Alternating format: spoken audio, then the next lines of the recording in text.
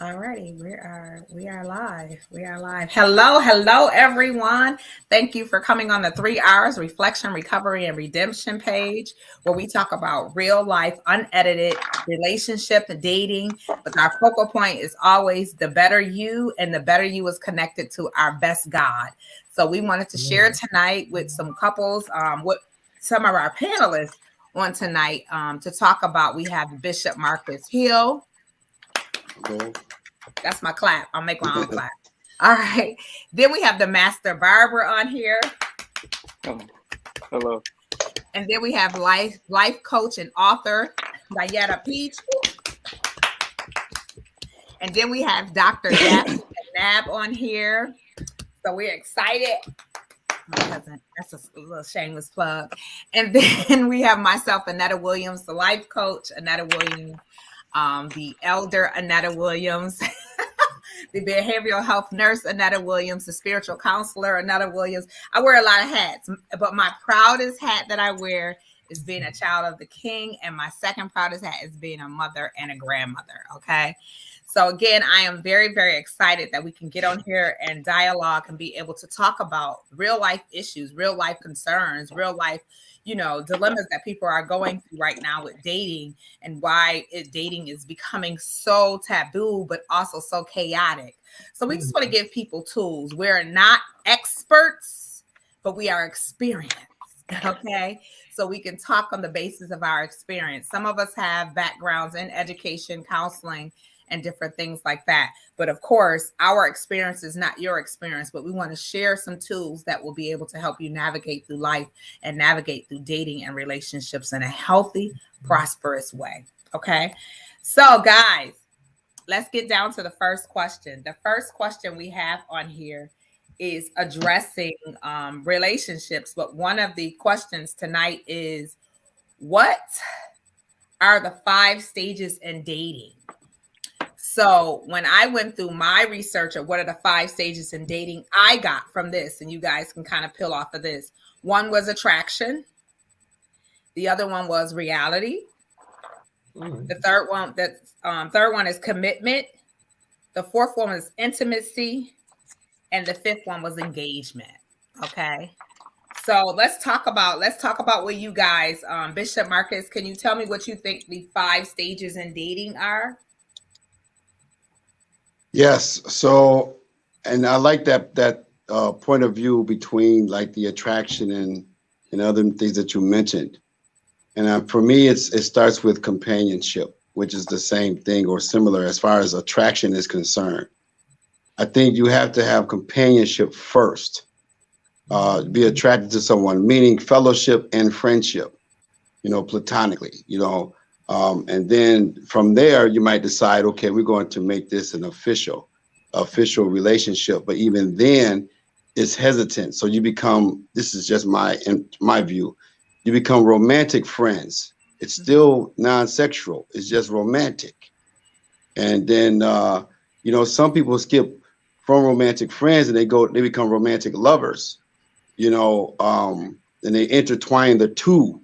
Or, they get it mixed up. They say, well, I'm in a relationship. Well, are you really in a relationship, or are you just, just being romantic lovers and calling yourselves a couple, and it's get all confused?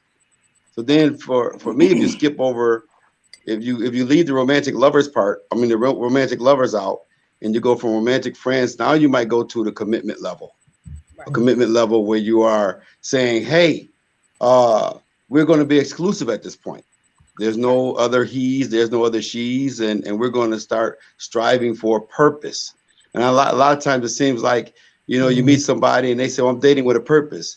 Oh, I want to date you with a purpose. And it's like, I don't even know your name good yet. Hold on. Can we take our time? Can we go through these stages like you're talking about, which is very good. Can we go through these stages and become what we're striving for? So that is my take on it before you get to the part of, of course, long-term, friendship, long-term relationship, et cetera, et cetera. Okay. So do you think that attraction is one of the focal points in dating? Do you think that for you to be even interested or intrigued by someone, there has to be an attraction? Yeah. So good question. For me, I won't speak for myself, but I think that there has to be some type of physical attraction. Mhm. But for me, I'm an intellectual. So a person has to speak to my mind. I have to find that attractive. If you're just sitting and we're going on dates or whatever, and you have absolutely nothing to add to the conversation except for one or two things, that's not attractive to me. You can be the prettiest woman in the world, but if we can't communicate between, just different things like art and maybe travel and different foods, and of course ministry, but that's not number one. You should be saved, of course, but that don't mean you're going to be in a person, be in the choir and all this other stuff. You might just be a avid, real good member, Right, so, right. but can I like you? Can I like you for your intelligence? Do you have business savvy? Mm-hmm. So, Master Barber, do you, the same question I posed to you? Do you think attraction is like one of the first primary focus in dating someone? I mean, yeah, it plays a part, but it's really, to me, speaking for myself, um, that's really not important. I'm like brother there, you know what I'm saying? I'm more get down, Rima. I'm more of on the intellectual, mental mindset. Can we build first? You know what I'm saying?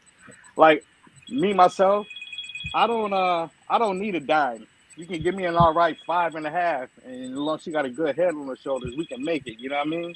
Mm-hmm. So, Exactly. I mean that never really never was too important to me.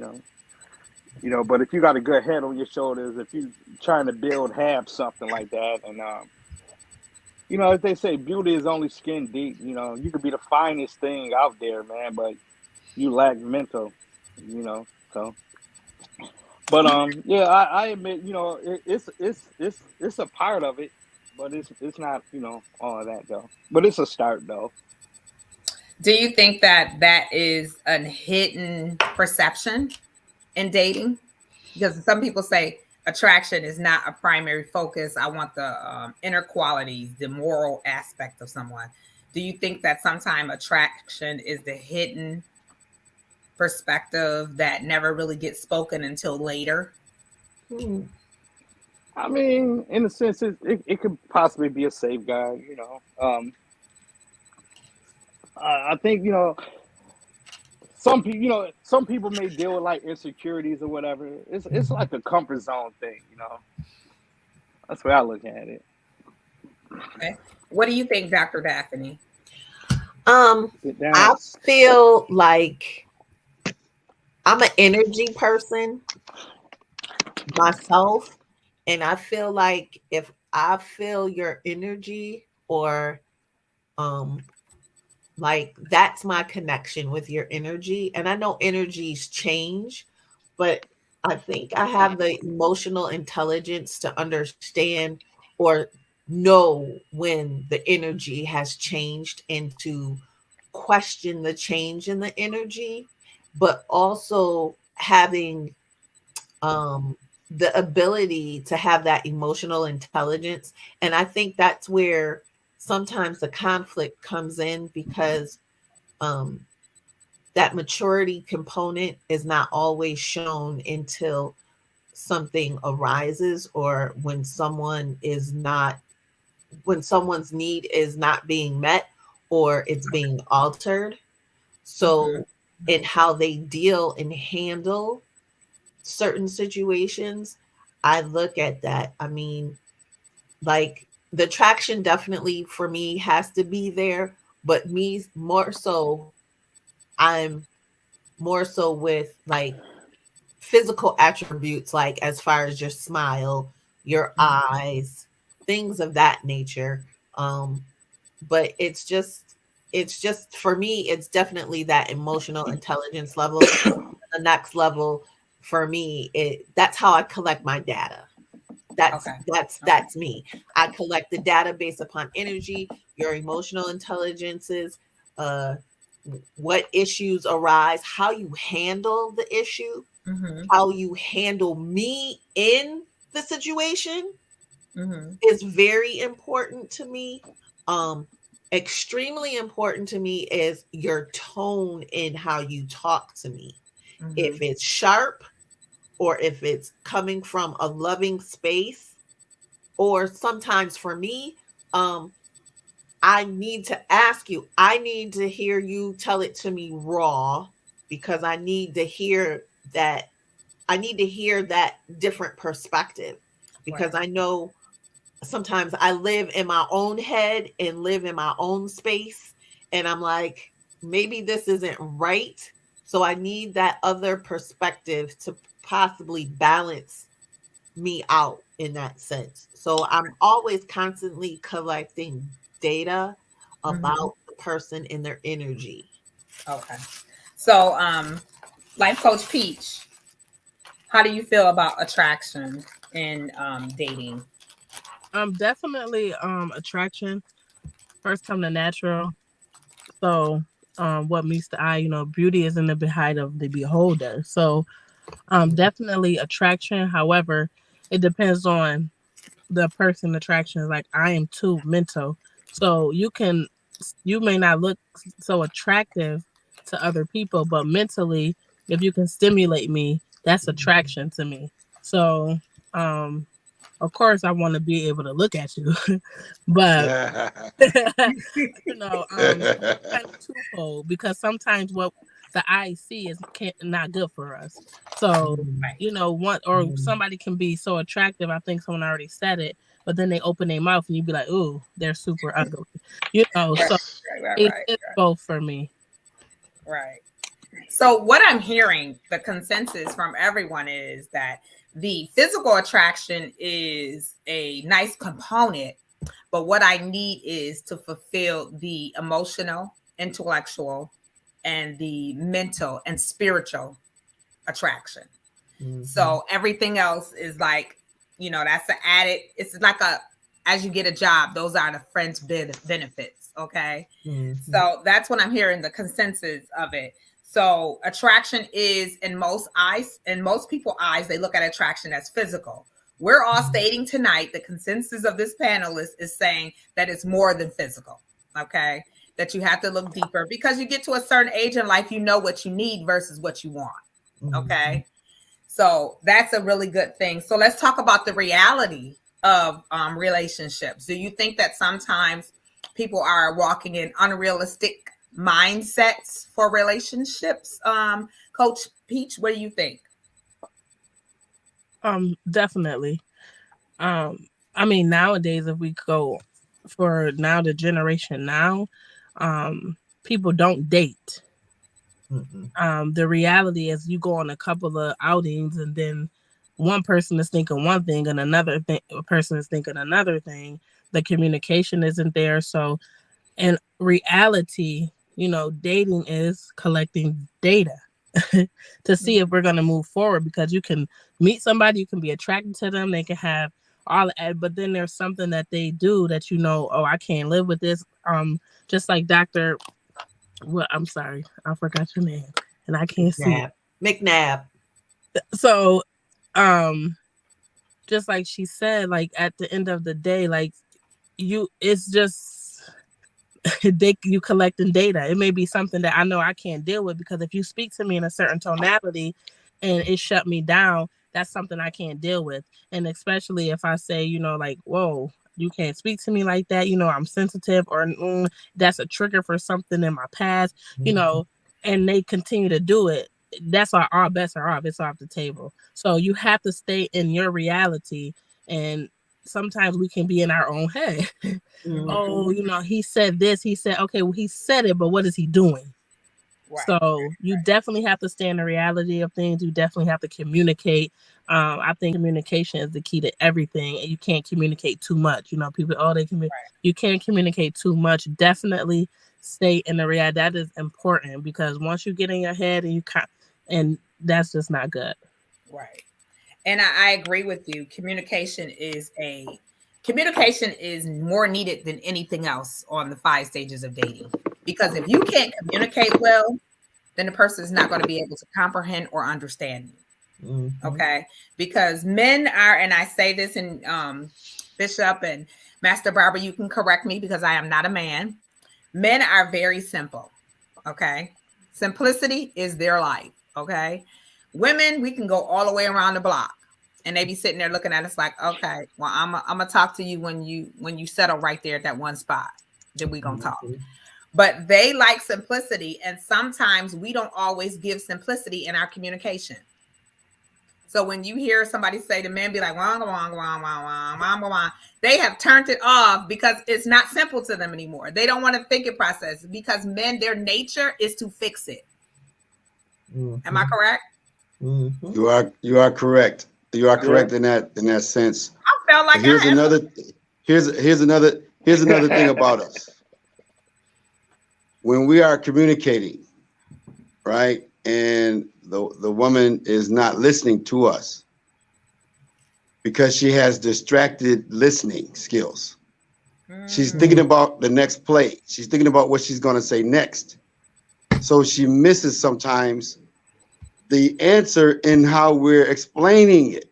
Wow. So to us, she asked the same question 3 or 4 different times, and we be like, yo, I just answered that like 5 times. It's like 5 times.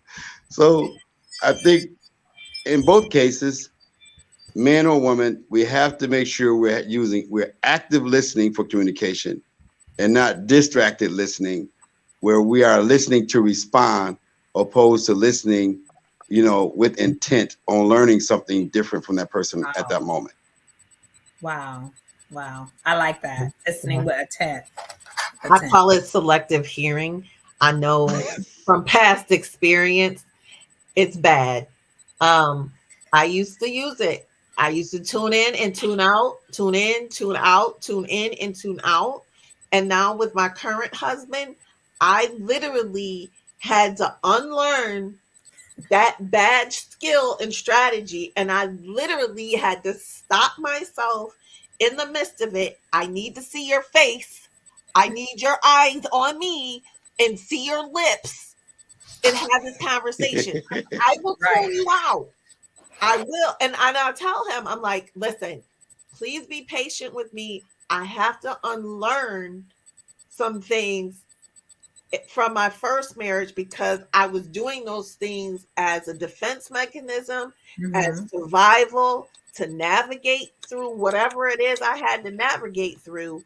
And now I can't bring those bad habits over here. And I had to do self introspection with myself and understand my triggers, set boundaries, and also be honest with myself because I'm triggering him and not knowing that I'm triggering him and we're triggering each other, and it's like, okay, I'm gonna take a break because you're upset and I'm upset and we're triggered by something. I need to process this and come back with a cool and loving head and response. That is hard, and I'm still unlearning stuff. So I had to tell him, like, be patient. And then I'm so quick. I'm like, I'm not doing this. I already did this. Been there, done that. Not doing it. You got me messed up. No, sir. And it's just like, okay. Well, at least you are aware that in most cases, people get into relationships and the other person is paying for the other person's crime and time. And then at least you're aware of your triggers. And like Coach P said, the most important thing is being able to communicate that in a way that your partner or your loved one or your husband can be able to understand it and give him the option if he want to deal with it or she want to deal with it. I think sometimes we strip people from that option because we're not communicating well and we're not giving reality in dating. People always want to send their representative. And then when you find out that representative was a little salty or dirty, it wasn't really fulfilling for you, then you want to run like Forrest Gump. But what happens is you're running to the next situation and you're taking that baggage with you. So I do believe in giving yourself airing time to kind of like figure who you are, get to that healing place. And then say, okay, I'm prepared to embrace love again or embrace the opportunity of dating again without having these live trigger points like you out in a combat and if you step on that, it's going to explode because the person don't know. They unaware that there's a bomb right there. Don't step on that. That bomb is live. Okay. Right. And you also have to be honest, because before I even got married and before we even got engaged, I was like, listen, there's something in the attic I need to show you and I need to tell you about. I have to show you. Can you come upstairs in the attic? I said, before you even put a ring on it, I need to know if you can handle this. And what it was, I shopped. I'm an emotional shopper. That felt good. It felt the need. When I was angry, I went shopping. If it was just like shopping was my passion, it was my therapy. And I had to make sure that listen, this is what I do. I don't drink, I don't smoke, I don't do anything. Shopping is my vice. So when you make me mad, I'm going shopping. When I feel happy, I'm going shopping. So if I feel sad, I'm going shopping. So like I had to put all these things to make sure that I told him first before he decided to commit to me and be surprised of my shopping habits. And I had to be honest with him. I said, I'm an emotional shopper. I have to tell you that. So if my emotional needs are not being met, I'm going to Marshall's, TJ Maxx, Target, Walmart, Walgreens, CVS. I don't care where it is. I'm going. So I had to make sure that he was going to be okay with that before he made that huge commitment. And that was really important for me to tell him that, because it was unfair to bring him into that situation blindsidedly. And you have to be honest about, you have to be brutally honest with yourself. You really have to deconstruct yourself into knowing who you are and being realistic with yourself. But what I'm still in the process of doing is giving myself grace. That's good. That's really good. That right there. That we pause right there. That's good. That's real good. Yeah, that made me pause right there, because a lot of times we don't look at a point in our life where we always look and focusing on, I need to forgive that person. But sometimes you have to forgive yourself. Okay. Which is attached to that grace. Okay. Yes. Because sometimes we self-beat when a relationship is demised, or a marriage or something like that. We self-beat, so you got to get to that point that you be like, you know what? I can't talk about extending other people grace when I can't even extend no grace to myself. Right. You know what I'm saying? So you got to get to that point. So guys, thank you. We really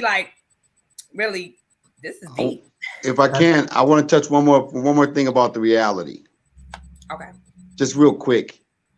The reality is, after I date you for a certain amount of time, I may find out, based on whatever the flaws might be, I may not like you.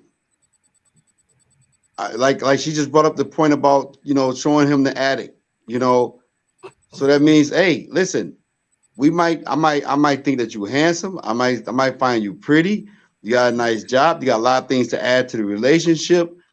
But you got some quirks that I don't know if I can live with forever.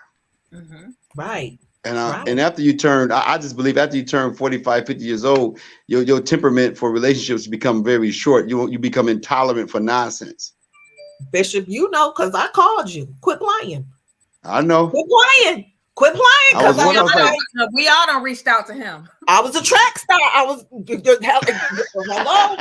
need you. I need some help. I remember telling him, Bishop. I said, Bishop, they call me. Remember, I told you they call me Code 21. Yep. I was like, they call me Code 21. They said I can't keep a man for 21 days because I'm so quick. I find fault. You know what I'm saying? I'm like, oh no, he should have said that. And I'm gonna tell you this: don't adopt people's notions about you. I had to learn that myself. When they say that you can't keep nobody more than 21 days, you got to cancel it right there in the spirit. Like, no, I'm not going to adopt that about me. they say you talk too much or you shop too much. Don't adopt that belief system because it'll keep you from being with somebody. It will. It will. Might be the best person of your life. Yeah. I want to hear my man got to say, the barber. I want to hear what the barber got to say. Come on, Barbara. You soaked it all up. But like I tell Annetta from time to time, belief is not factual. You know what I'm saying? Yeah. So, it's not facts. So you don't have to succumb to it. You know what I mean? Belief is just that. If you believe it or not, you know what I'm saying? So it's not factual. You believe whatever you want. You control the narrative. Yeah, so you know what I mean? I have a question that was just posed to me, and I always want to listen to the audience. Someone just inboxed me and said, should we start having trial periods for dating and monogamy, a preliminary period in dating? Yeah, it's called companionship. Yeah. That's Go ahead, doctor. That's the talking period. There you go. That's the talking period. Oh, we back in high school talking. Oh, we talking. Y'all so petty. That's old school. That's old school. Yeah, we talk. We talking. Right. I don't even think people talk anymore. They just go straight in now. They go straight in. Nobody is just different. They don't care if a person's mental or whatever. Well, for me, it's the talking stage. That's the same thing for me. Like dating, we're talking, we're dating. That's the same for me. Now, here's a question. Oh Lord. This is just me. I date. Don't get me wrong, but I'm only going to court one woman. Okay. Right. Okay. Then I need you to explain to us the difference. I will. Yeah, because it's for me. It lessens the confusion.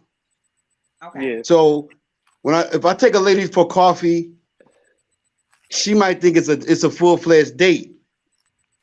And I'm really just trying to talk to this woman to find out how she is, how she thinks, et cetera, et cetera, et cetera. And then I leave the restaurant, or no, I may leave the coffee shop and find out I'm in a relationship and didn't even know it. Yeah, they put the women good for doing that.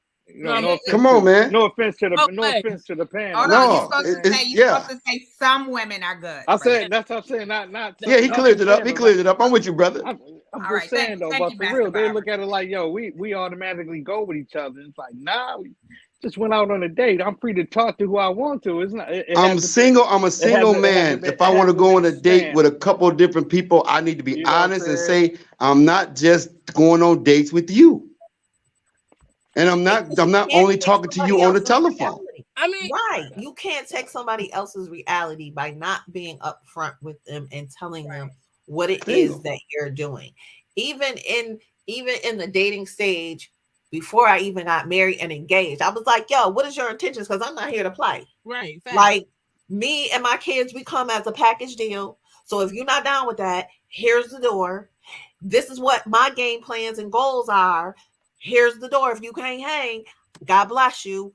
I love you, still love you, but I can love you from afar. I have to do this right now. There you go. So if you're not willing to hang, even now, I've carried it over. Like, for example, if I'm applying for a position, I'm like, I'm about to apply for this position. You ready?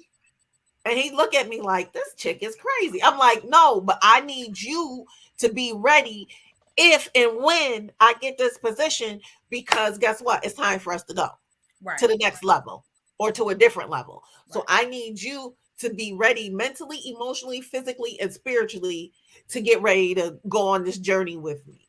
And I think it's just a matter of respect for my partner and for my husband to prepare him in the stages of what's going on with my career, with my life, what's going on with me. And I'm very aware now. Before, I think the first marriage was practice.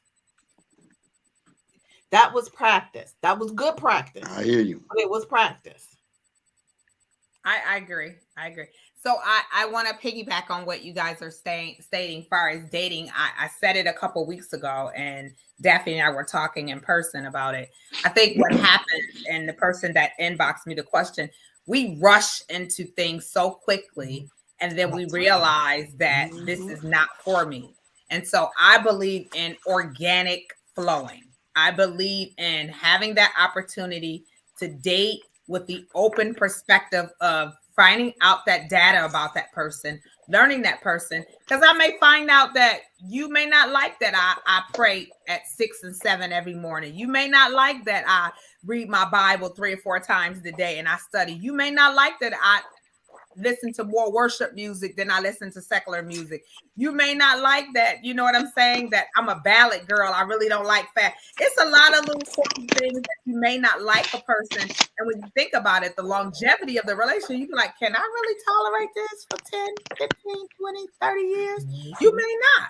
You may not like the fact that I'm a person that likes to stay on the go nonstop. And for some people, that may not be their thing. He may be a homebody. So that's why it's important to date and understand the other person and gel with them in the aspect that you see longevity, but you may not like the things I do in longevity. You get what I'm saying? That goes right back to communication. Because I make everybody aware. Listen, don't ask me to be a woman. We can go on as many dates as we want. We can have as many coffees as we want. If you never ask me, would you be my lady? I'm single. Period. There you go. Period. I don't assume nothing. I don't care. We can go to the finest wine and dining. You can spend hundreds. If you never ask your woman, I assume nothing. Right. Assume absolutely nothing. Period. But So that you gotta comes look with deep emotional before you leave. intelligence too. Because you got some Yes. 40 and 50-year-old emotionally immature men and women out here. I done seen them and I'm looking at them like, what in the world is going on with you and all of this? This is a mess. Mhm. You need to get it together. Quick. Yes, quick. Because it's just, to me, it's embarrassing. Like, It is. Right. what are you doing? And sometimes it's so weird because the minimal, they think they're doing something. Like the minimal. Like, are you like we not even gonna get it. I'm a single parent of 2. So you taking me out, that's nothing. Can you provide? Can you do X, Y, and Z? Can you do this? Like, what are you talking about? Like, it's so much that goes into it. You can't assume that you're in a relationship with somebody because y'all go out on a couple of dates and y'all holding hands walking around the park. That's just some people love language to be. Right. You know what I'm saying? So Right. don't understand. People have to communicate, and then how it always goes back to spirituality, because how can 2 walk together except they be agreed? So you shouldn't be getting in too deep with somebody that don't want to be married if you want to be married. You shouldn't be getting in too deep with somebody that don't want to be married, and they, it's you have to communicate. You have to talk about things, because I know I just turned 40, praise God, but I still want to get married and have a child with my husband. Some people done at this age, they don't want to have kids, so there's nothing for us to talk about, because I'm not going to change my mind, not at this moment. So and that's an important conversation to have. Do you want to be married? Yes. Okay. That's in my mental. I'm like, okay, that's good. Do you want to have any more children? Do you have? Oh, no, I ain't having no more children. So I already know. The guy ain't. It's over. He ain't you for me. So I'm gonna let you talk, and I'm gonna say, well, I don't think we're compatible because this is why X, Y, and Z. But it was nice knowing you, and I'm not continuing no friendship because I'm not dating to be friends. It's over. And I don't need no male friends, because when my husband comes, that's disrespectful. Period. Right. That's funny you brought that up, because before we got married, and he's like, let's have a baby. I was like, you doing what? We almost finished, Jack. I got the last of the Mohicans as a freshman in high school. Oh no, I can't go back. We can wait on some grandbabies together. Now that's what I can wait on. And we got a grand puppy, and I'm satisfied. So I'm Grand puppy. I like that. A grand puppy. Listen, that's what I got. I'm good with it. But it's also important too. We talk to our children about this too. Because you have to be open and honest. If you have adult children or children who are starting to date or have friends, it's important to impart these wisdoms upon them and have open and courageous dialogue. Like this, for me, having 3 boys, having courageous dialogue with them is just like, my mama never did that. My mother never had those open and honest, courageous conversations. But I knew that some of the things that I went through probably could have been avoided had we had these conversations. Right. So it's like, to me, it's highly important that I have those conversations and or text messages, because they're millennials. So they text me during the middle of the day and I'm like, what? And I have to think that they're in a different time era than me and how I'm thinking. And I have to give me enough time to process what it is you're saying to me and how I'm going to respond to you in a loving manner that's also going to feed you, give you information and wisdom to go on or to find different mates or understand, or even just basic understanding of how to be a friend. You know, choosing your friends wisely and just being friends and setting boundaries. That's and true. Understanding Boundaries, right. Boundaries. And you know, one thing I want to say when you talk about children, a lot of times people think of, when they think of dating and connecting with someone, they think of somebody with little children. I find it more difficult when your children are older and they're adult children, because at that, especially with boys, they're more protective, of the mother, and they're very. I remember this time I was dating this guy, and my son was away at college, and Daffy knows the story. And my son called me and was like, "Whoever that guy is you're dating, you need to stop dating him." And he never ever got in my business before, and I was like, "Why?" And he was like, "Because I had a dream that he tried to kill you and I killed him." And I was like, "What?" I was like, "Are you serious?" Literally 2 weeks later, this guy was so overly aggressive with me one day. I was like, "Oh my God," that dream that my son said he had, I literally was like in the park, like, it was almost like the breath was taken out of me to remind me what he said. And I immediately was like, "Okay, I'm done." You know what I'm saying? Yeah. Because I believe sometimes your kids will see, your male children will see things before you see it. Because sometimes we're looking with the rose-colored glasses. We don't see all the red flags. Because during that time, I was just in that desperation mode of not being alone. And I was still broken. And I kept thinking, I'm old. I'm not going to find nobody. I'm this, I'm that. And so I was just accepting whatever. But the wake up of my sons made me realize that no, that this is what you deserve. Right. Yeah, that's good. I have daughters, and I won't name which one, but one of my daughters is extremely good. If I just show her a picture, and she'll say, "Daddy, she crazy." I'm just using one example, right? And I'm like, "Nah," he's like, "You think so?" It's like, "Nah."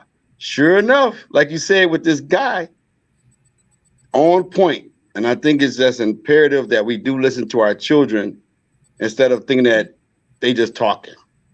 They don't know nothing. And then we end up finding ourselves in a situation that we can't get out of too fast, too quick, too soon. Right. And then too, I had to be honest with my children and tell them, I was like, "You want me and your daddy to get back together?" They was like, yeah, no, you're good. You're good. But you have to have those conversations, because you don't want to have broken children wishing that their parents were back together and that their family was back together. So you also have to have those open and honest conversations, like, "Okay, y'all acting a little strange here. Do you want me and your daddy together?" I gotta put it out there. And and it was like consensus, like, "Oh no, you're a better person without him. We're good. Like, you're good. Right. We're good."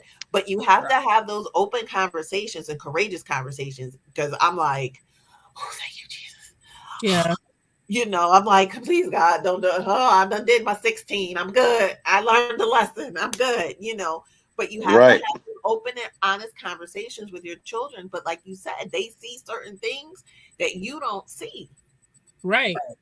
Mhm. Well, we have my oldest daughter and myself. We have a system because I teach her we're a team, okay. Mhm. And if I start to like someone before I go further, they have to meet my daughter.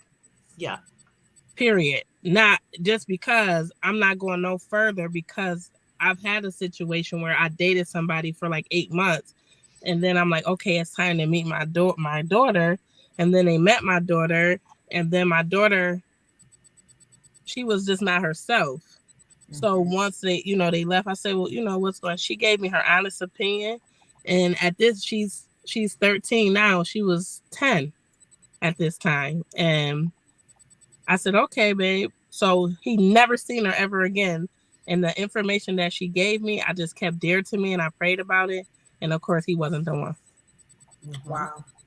And Yeah, it's imperative. It's he, imperative that we pay I just- attention. I think that if parents that have relationships with their children, real relationships, Mhm. because they know, like it was me and her for 7 years together, just her and I, before my youngest daughter. And so they know more than we think they know. Yes. You know what I mean? And there's many times that she would come after I come out my prayer closet, and she'll just come and hug me and say, Mom, I love you. And I'm just like, okay. When I'm thinking she not hearing me because my door is closed and I'm in a whole nother area, she heard me all the time. So Right. there's certain things that and you can learn. The little child should lead them. I struggled with time management after my second child, and my oldest child came to me and said, I used to get them dressed first and sit them down. Okay, don't move. I'm about to get ready. And then my kids is all messed up, and I'm frustrated because I'm like, why you just couldn't sit down? And she like, well, Mom, why don't you get yourself ready, then get us ready? And she was 7 at the time, and that's my whole system. I get up way early before them, and now they're older, so they can get themselves ready. But I still do that now. Right, patterns. Yeah. And so we want to get to a place that we break some bad patterns and pick up some good patterns. And one of the patterns I always say is healthy communication, being able to understand what's toxic, and I don't want that to be a part of my life. Mhm. The other point that we have is intimacy. Let's talk about this intimacy. In many cases, people, Bishop left, but he'll come back. In many cases, people don't want to talk about intimacy. Preferably the church does not want. If you're single, we don't want to talk about intimacy with you. But it's important. If you married, we don't want to talk about intimacy with you. But you have to talk about intimacy because intimacy is beyond the sexual thing. Right. Intimacy means into me, you see. Okay. You're into me. Okay. And when I think about intimacy, I think about the whole thing of interest versus intrigueness. Okay. If I'm interested in you, then I'm going to just show a physical interest. Okay. But if I'm intrigued by you, then I want to get to know you. Okay. And that's a huge difference for me. Welcome back, Bishop. That's a huge difference for me. Many times people don't understand the difference versus somebody being interested in you versus somebody being intrigued by you. And I did not figure that out till probably about 7 years ago when this guy was breaking it down to me. And he said, are you interested in me or are you intrigued by me? And I was like, what's that mean? And he was like, I prefer you to be intrigued by me because that means you want to learn me. Your interest can fade. I was like, wow, that's pretty deep. You know what I'm saying? Right. And so I began to adapt that pattern and adapt that behavior. I don't want you to be into me because I look like the pretty brown girl. I want you to be intrigued by me because you see the inner workings of me. So intimacy for me is beyond the sexual thing. It's funny you said that because when I say those things to my husband, he's like, Daphne, stop looking at those things. Of course. But it's so funny. But you have to ask those questions because you don't want to lose that component of your relationship. And if it's waning, you want to be able to regain the intimacy or regain that type of relationship or that component of the relationship.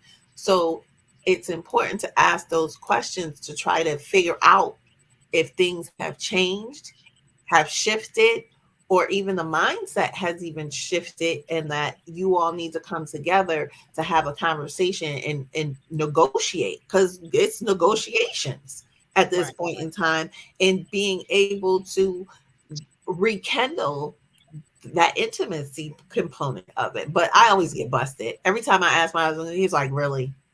What you looking at? What do you think who about that, listening to?" Master Barbara? Master Barbara, what do you think about the intimacy in dating? As far as is it important, or I mean, well, speaking from my perspective, I'm a person that like to take it slow. You know, that that's not too important to me. Like I said, I like to build on the mindset first. I don't know. As I've gotten older, that really doesn't.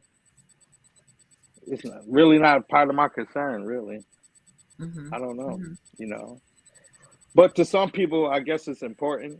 You know, I can't knock others. Just speaking for myself. Right. Right. You know, What do you feel about it, Bishop? The intimacy. I'm glad I came in on the last part so I can understand what you was talking about since I got kicked out. But intimacy for me is definitely not sex. I've said that on my show many different times. Intimacy, affection, passion, those are all three different things. Intimacy is when you are sitting together and you're paying attention to each other's breathing patterns, and you know that the breathing patterns are off. That's when you know that you are intimate. Say that You're one more intimate time for the people that's in the back that didn't hear you. Say that one more time. One more again. when you can sit next to someone and you can tell that you're not breathing in sync, or that their breathing pattern has changed. That's when you know that you're intimate. You know that you're really into this person. It's like when we worship and we praise the Lord, that is intimacy.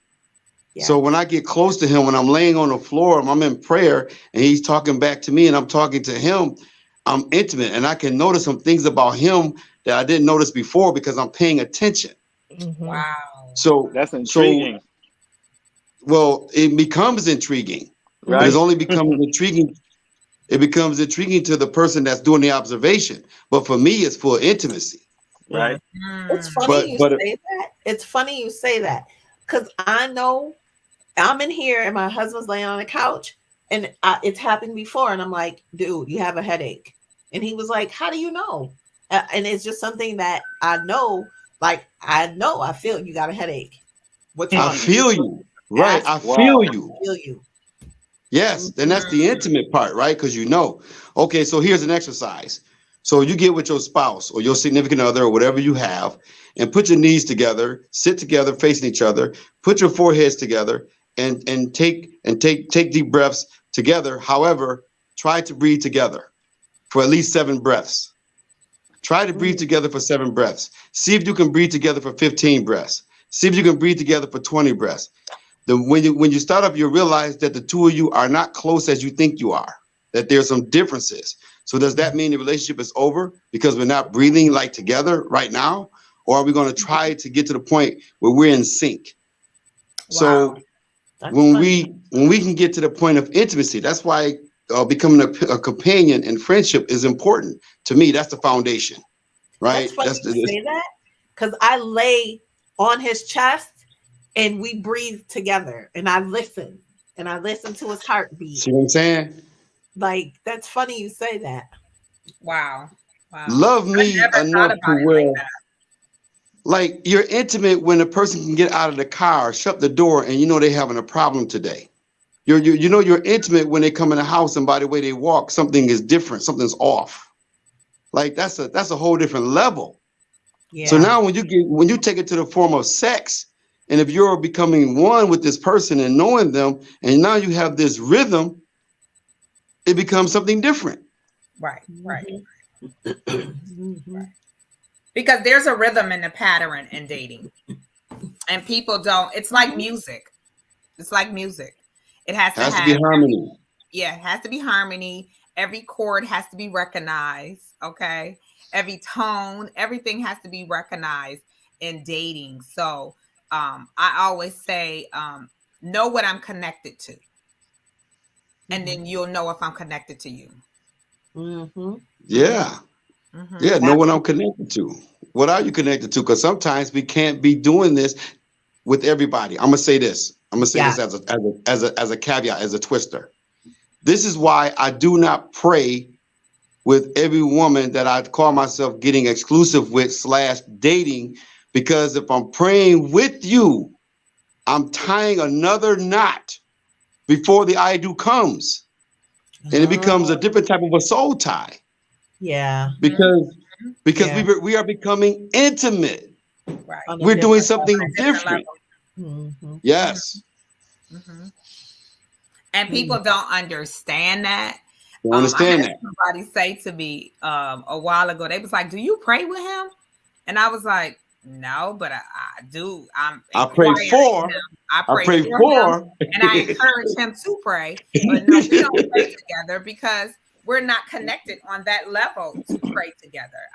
And I don't want to be forced on that level to pray with somebody that may not be a part of my journey.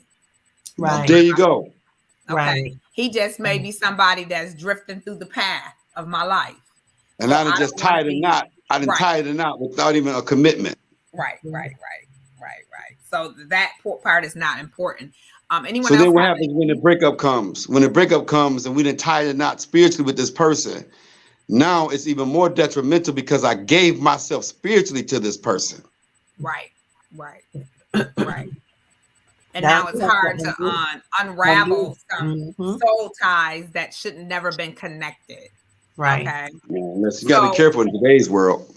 Oh Yeah, yeah, you really do. You do. And you have to understand how to dismantle them in a certain way to maintain your level of spirituality as well. You have to dismantle it in a way and break it down or break it off. Yeah. Because, like I said before, many people do not have that emotional maturity or intelligence to understand that and still be okay with the dismantling of that tie. Right. Yes. So Yes. another thing I want to talk about that we can talk about is the commitment. Do you guys feel that in this stage in 2022 that a lot of people sway away from commitment because they have a hard time adapting to giving up their singleness? I'm gonna let my brother go first. I was piggybacking. That's okay. I can do it too. It's up to you, brother. It's up to you. Whatever you want. Whatever you want. Commitment. I don't think it's let me see here. First with the commitment nowadays, I think the problem is I think there's a lot of temptation, too much temptation in 2022 now. You know what I mean? Mm-hmm. Social media and just I guess it's just a new age thing, but it's a lot of temptation out here. And I think certain people, depending on their lifestyles or whatever, can regret giving up their singleness with all this temptation out here, though. It definitely takes discipline. Yeah, It definitely it takes does. discipline in order to It's allow like on the social person media, to enter. like on social media, like whether it be TikTok, Facebook, and we flipping and you got half naked, like triggers and stuff like that. Right, right. That's easy. That can stray, certain people away. Lord have mercy. For the commitment, you know what I mean? And it depends on it depends on that person's mindset, As they say, the flesh is weak. Well, there's a lot of weak people out here though too. But it all depends on how deep you look into your commitment, how you feel for that individual. You know what I'm saying? If you really love them or care for them, or really care to be intimate with this person, Speaking like for myself, it's like if I'm really intimate, like into you, like I could be in a room with 1,000 women, I can only see you though. I get tunnel vision. Right. I get tunnel vision. Yeah. Look, I like that. So because certain things that look good to you ain't good for you. You know what I mean? Right. But Man, if that's I'm the greatest connected to feeling. that, if I'm connected, I call it I don't do no reckless eyeballing. when somebody got I haven't when heard that somebody got before. my heart. Yeah, Yeah, you know, reckless Reckless eyeballing. eyeballing. That's a good I'm one. That's a good. focused, man. You know what I mean? That's a Like good. Coach, That's like one of Coach my Peach, you students. like that? I don't do no you reckless eyeballing. Reckless that's eyeballing. that's intriguing to me. A woman Yeah. that don't do reckless eyeballing. That's what I'm looking for, not the one that's all looking all around. Just don't even pay people no attention. That's Yeah, what's you intriguing gotta to hold me. that attention. Word. I'm like, Yeah. yeah, that's what I'm like. Yeah. I just used that word today with my students. He looking What, at reckless? me. She looking at me. He looking. I'm like, dude, Yeah. Commitment for me is loving a person through all of their flaws. So I'm not going to get committed. See, my problem is this, and I wish my mom was around because she would testify. Is I'm slow to commit because I love with my whole heart. So I'm a protective of everything around me and anyone that's around me. It could be whoever. I mean, I'm just protecting everybody that's in the room. I'm just built that way. So when it comes to a relationship, not only am I the same way, but I'm the type that will marry. So I have to make sure that I can love this person through all of their flaws. Because once you say I do, then you got to do it. And it's just like, I don't want to, I'm 51. I don't have time to go and do the things I was doing at 25, 20 years old, I ain't got time for that now. If we only promised 70. So if I live to see 70, I got 19 summers left. So that means I need to be really enjoying my life with the proper companion, the proper relationship, the proper friendship, all of these other things, but everything else that we talked about, and be committed to the cause. That comes heck of high water. I'm still going to be your best friend. I'm still going to be there for you. I'm still going to take care of you. I'm still going to be nurturing, et cetera, et cetera, et cetera. So then the other part, like my brother was saying, is that you got these temptations in the meantime.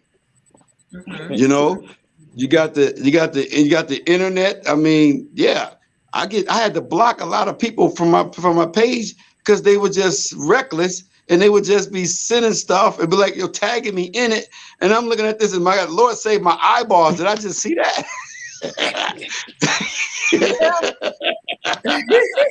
yeah. I had to go and get some oil and lay them on my eyes. Listen, you better know it. And that's the truth. Because you will definitely become overstimulated with a lot of nonsense.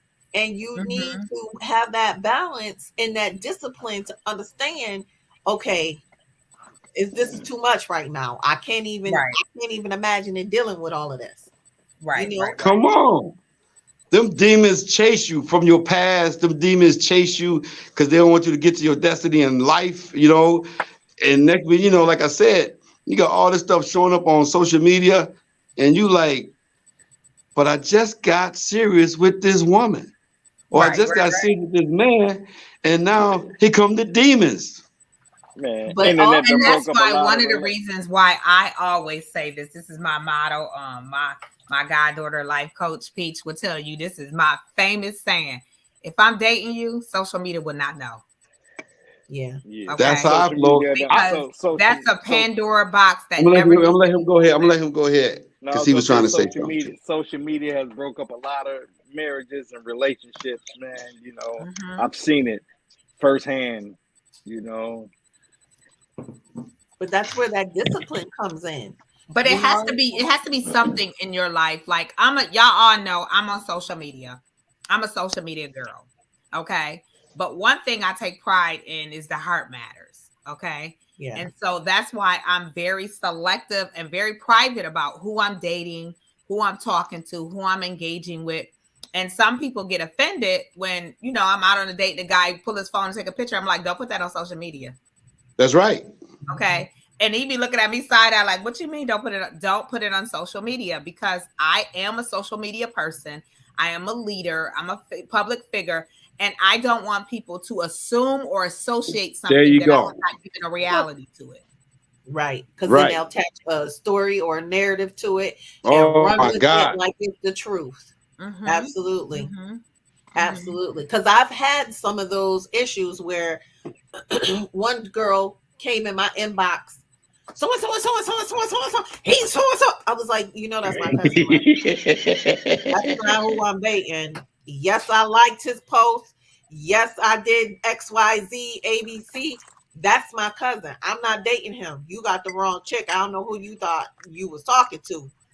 And then here it is. I got to go relay this message to my cousin and be like, oh my God, this girl just got in here. You know this girl? What is you doing? Nope. You got these people Right. in here in my inbox.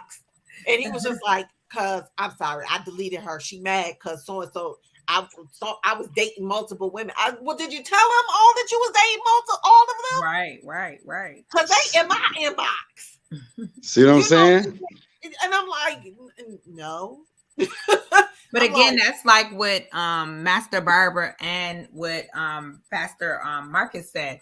You got to be honest out the gate. You have to be honest Yes. about what are you doing? What are you doing? What do you? And then tell people what you want from them. Okay. I just had a conversation with somebody earlier today, and they were like, I just don't want a relationship. And my first response was, if you don't want a relationship, you have to move in that aspect. Don't be trying to be intrigued and intimate with somebody that you don't want a relationship with, because your mouth is saying one thing, but your emotions is presenting something else.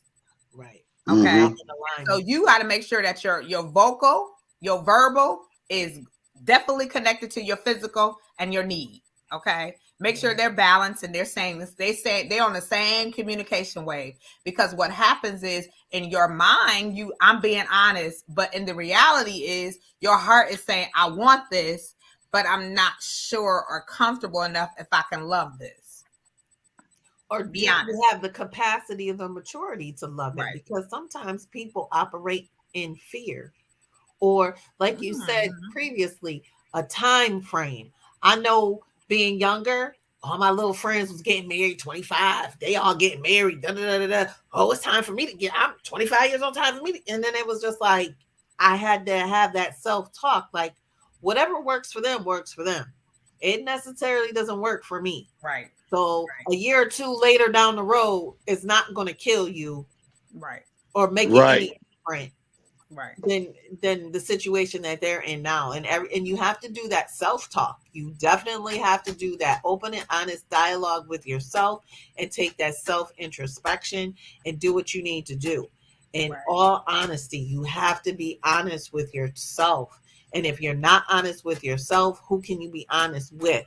In Right. all honesty, like it that plays a huge part in your alignment with yourself and what you project out to the world. Right. So again, I Yeah, want to wrap up the engagement piece. When they look at the word engagement, people automatically think in dating that we're ready to put a ring on it. When I thought about engagement, I thought about what we both said, all of us said earlier, is being able to denote the relationship. At this point, we're exclusive. Mhm. At this point, like Coach Pete said, at this point, I'm your girl because you asked me to be your girl. I'm not assuming. There's no assumption. There's no, I think I can. I think I might. No, we've had the conversation. We have solidified the fact that we're exclusive. If there is nothing or the conversation stating we're exclusive, then we are dating and we're openly dating. And you and I have a relationship with cordialness and friendliness. Okay. What do y'all think? I agree. I can agree. I agree. Even before the engagement component of it, like my husband Derek would say, "Oh, this is my wife," and I'm like, "Excuse me, we're engaged. I'm not your wife yet." Like, like stop telling people that. And he was like, "But you've always been my wife," and I'm like, You my my goodness. fiance. right. I'm like still, the dreamy mode. Look at my ring. I'm in a fiance. I'm good. And he's on a whole nother planet. He already married. Put a stamp on it early. Put a stamp on it early. Yeah, and it was That's just right. It's That's right. claimed. That's right. because it was just He like claimed. He claimed it. He claimed it. Let he everybody know. did. Claimed But it. that was I don't uncomfortable blame him. because I'm looking at him like, Because I believe sometimes men, when a man know what he want, let me Yeah. take my glasses off. When a man know what he wants, he solidifies what he wants. There is no wavering. There is no, none. oh well, I'm not ready, or no. He knows what he wants. He's like, this is what I want. I'm not wavering from this, and because this is what I want, I'm pursuing it to its completion. Okay. Period. We're emotional. We're emotional creatures. Okay. Yeah, and I had to we mature quickly too, because So we be like, oh, he look good, but I really prefer light skinned men, but I'm gonna make an exception. And yeah, he a little shorter than what and he in his head, he like, no, that's wife. period. That's wife there. Okay. So I'm very in tune when a man say, and I like it when a man say to me, you who I want. I'll be like, whoop. Yeah, because you like how he's handling the situation and handling you. And I've said that to my husband. I'm like, I like the way you handle me. He was like, what do you mean? I was like, I don't know. I feel different. Like, it feels good. Girl, Like, you feel protected. You feel protected. You feel loved. You be like, That's you that. like to me? but for me, That- I had to tap in to my femininity. Right. It made me have to Yeah. tap back into my femininity because I was in a house full of boys and Yeah. I'm homeschooling and I'm taking out the trash. I'm doing, and he would be looking at me like, "Can I open up the door?" And I'm like, Mhm. "What?" Mhm. And I'm like, "Yes, you can. Let me step aside and let you open up the door." Because those are the things that my father taught me. And seeing that he passed away when I was 15, those things disappeared. Right. Right. The expectations of them disappear. And I had that Exactly. same thing. I went on a date with a guy and a few days ago, and he is really prone into opening doors, making sure you got your seatbelt on, this and this and that. And I was looking like, oh my God. I felt like a 5-year-old. I was like, you're doing too much. Okay. But I had to I was talking to one of my girlfriends, and she was like, you need to chill. Because Yeah. you can't be looking for chivalry and looking for this gentleman. Chivalry not dead. This And is then- chivalry not dead. Right. And then he's It's doing not all dead. that. And you sit there like, stop.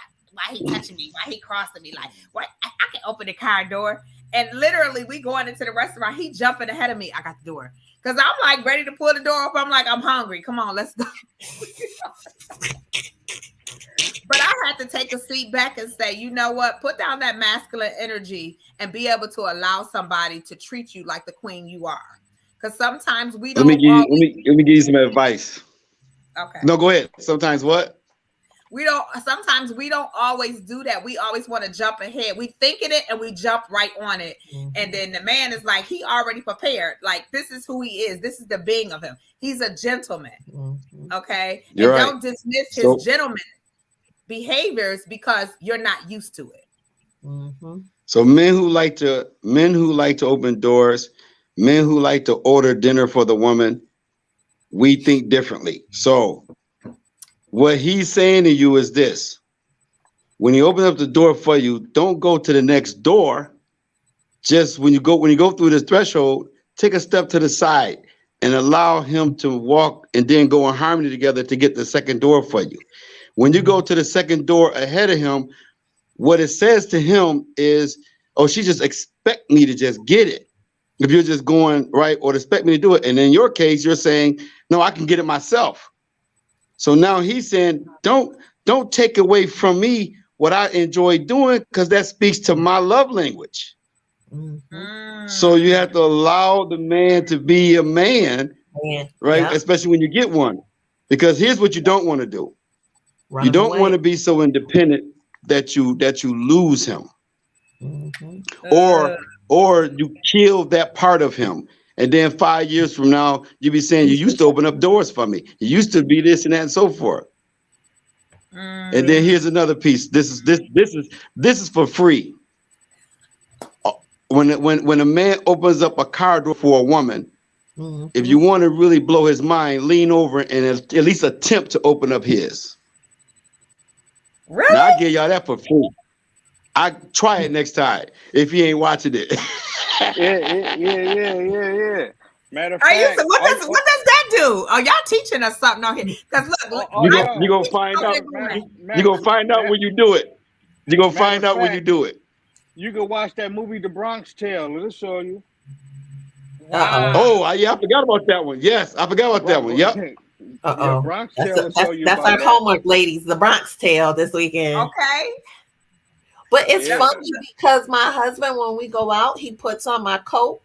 And it's just weird how everybody turns their head and look at us when he's putting on my coat. Because you don't see it no more. And you don't Yeah. see it anymore. And this guy did that too. He was putting my coat on me.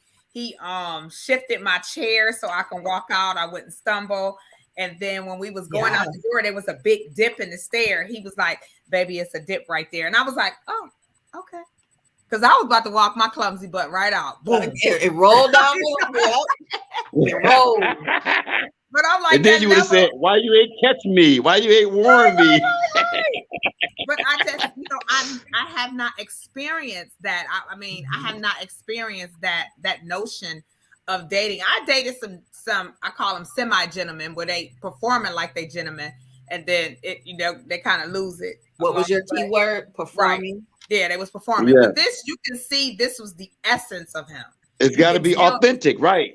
Yeah. Yes. Yeah. What do you it's gotta say? be authentic. Like Life Coach Peach, because she was over there in her car, like. So she was like, She was over there throwing the pound fist like, yo, yes, that's what you saying. What do you say, Life Coach Peach? Oh, you gotta unmute. You gotta unmute, babe. We can't hear you. Yeah, we can't hear you. We can't hear her. But sometimes you have to ask yourself a yeah, question. I can't hear her. Yeah. You have to ask yourself a question. What am I expecting? What do I want? And you got to know the totality of yourself. You got to know what you're looking for, what you want, what you desire. And then you have to connect those to the person that you think you might want. Okay. And if it doesn't, it's like pieces. Dating is like a puzzle piece. Mm-hmm. Okay. Yeah. You got a 500-piece puzzle and there's 6 pieces missing. That's an incomplete puzzle. It means absolutely nothing to you. Absolutely. Do you know the code? Hello. Absolutely. Do you know? Are you paying attention to my code? And it's crazy because I do these podcasts. I do, preaching and live speaking engagements and all this stuff. But in reality, I told somebody the other day, I'm an introvert. Daphne, tell them I will find me myself in the house, in my bedroom, chilling. And I don't like talking on the phone. Yep. Okay. In the bed with Bella. Right. In the bed with I will shut down.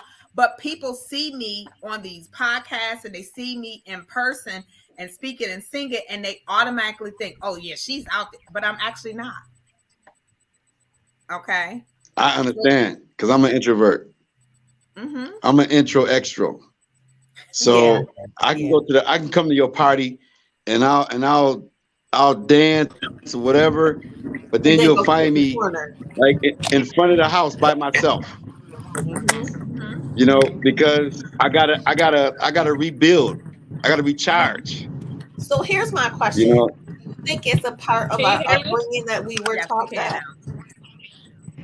I do think that it's a part of our upbringing. I think sometimes there are learned behaviors, and I definitely think it's a part of our behaviors and part of our patterns. It's a part of our upbringing. Sometimes people have and sometimes it's pretty good because you know how to deal with oneself. You know how to you're okay with being alone. And I think that to me is a huge attribute in dating and being in a relationship, because it gives some sense of confidence to the person, the individual, that, I'm not, I don't need to be attached to your hip to feel like I'm complete or feel some sense of wholeness. So I think that is the most healthiest behavior when a person can say, oh, I'm chilling in my house reading a book or whatever. I remember I started talking to this guy And when we first started talking, we were FaceTiming, and I was cooking dinner for myself, and I would sit, you know, Daffy, how I sit my table up, Right. have my glass, my wine glass there, even if it's just peach juice, and I would sit up and have All my right, candle peach going, juice. have my candle going. I have my candle going, and I'm literally having a candlelight dinner by myself. And he was on my phone, like, "Is you really eating dinner by your?" And I said, "Yeah, I enjoy this." That kind of messed him up. He was like, "So you comfortable?" Yeah. Yeah. And sometimes I go to the Yeah. restaurant to do that. I'll go and sit down and eat dinner. I mean, I've seen Pastor Hill. I'll go to my favorite spot at Mother's and sit at a table with a candlelight, order me a dinner, and I'm sitting there chilling. And he was like, "You going to the restaurant by yourself? Why not? I was born in this world by myself. Why wouldn't I go and eat by myself?" That's right. I'm gonna treat myself Good. I love me. Yes. And I think that's a lot of times people don't learn how to love themselves. And so when they get out of one relationship, they hopping right into another relationship because they have a void that never gets filled. Right. Oh boy, that's good. And so when I talk about voids, and I have conversation with men and women, and I always find it very intriguing when a man or a woman jumps right into one relationship, jumping right into another. They get married, boom, boom, get married, boom, boom.